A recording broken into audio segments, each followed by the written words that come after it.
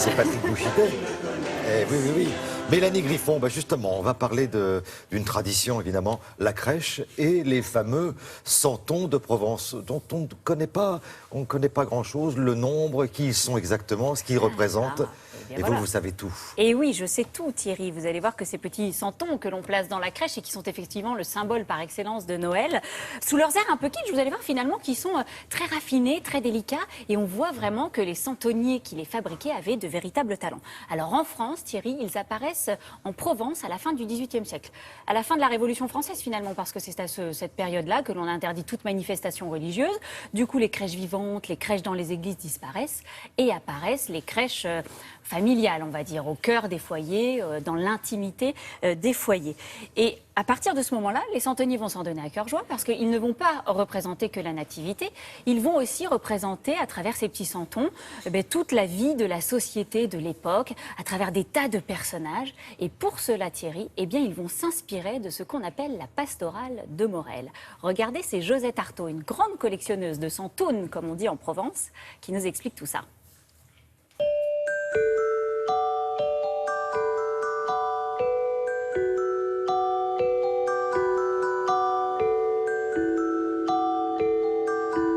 La crèche, c'est la représentation de la pastorale de Morel.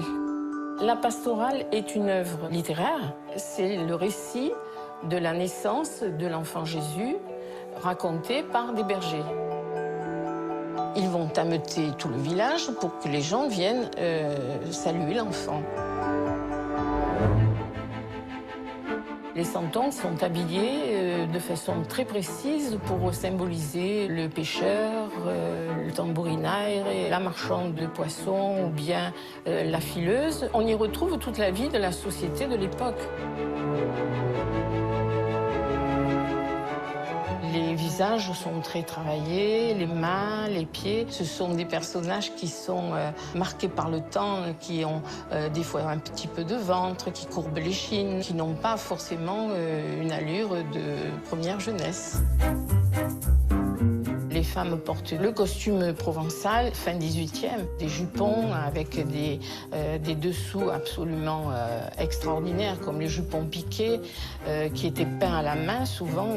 Et puis, il y a le bonnet qui est très beau aussi en dentelle. Et toutes ces raisons font que les santons habillés sont de véritables chefs-d'œuvre.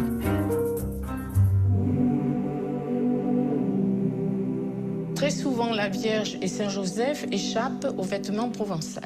Il est traditionnel et religieux, symbolique pour que les personnes les reconnaissent plus facilement.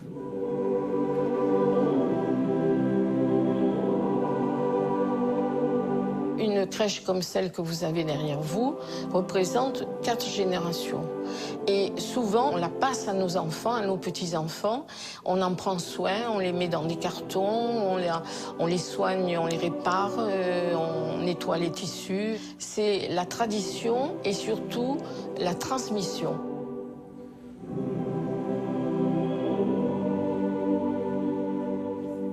Voilà, là nous étions à Marseille, mais je pense qu'il y a une petite distinction à faire quand on parle des santons. Oui, ce que nous avons filmé là, ce sont ce qu'on appelle les santons habillés. Il faut vraiment faire la différence entre les santons habillés et les santons peints. Vous voyez, les santons habillés, c'est vraiment toute l'identification du peuple provençal à travers les costumes, à travers tous ces petits accessoires qui rappellent une appartenance à un métier ancien. Et les santons habillés sont... pour moi, en tout cas, sont beaucoup plus jolis que les santons peints. Bon, les santons, d'ailleurs, on en trouve pas mal sur les brocantes, dans les salons d'antiquaires. Et les santons habillés, ça coûte quand même un petit peu d'argent. Les santons peints, ça coûte un petit peu moins cher. Et les santons habillés sont un peu plus grands, quand même. Oui, après, il y a différentes tailles, mais bon, je sais pas, je me représente pas. Mais ça fait cette taille-là à peu près. Et c'est vraiment une tradition familiale, puisque après, on les... Oui, vous avez ce que dit Josette, ça fait 4 générations, et elle va sans doute passer ça à ses enfants, ses petits-enfants. Merci beaucoup, Mélanie. On se retrouvera demain, pour le Télématin du samedi.